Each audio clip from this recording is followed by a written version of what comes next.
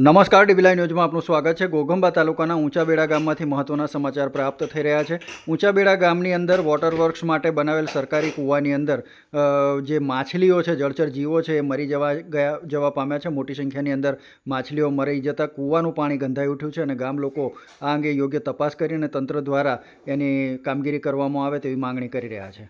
મારું નામ નરવતસિંહ વજાભાઈ બારિયા, રહેવાનું ऊंचाबेड़ा उर्फे निर्भयराम महाराज।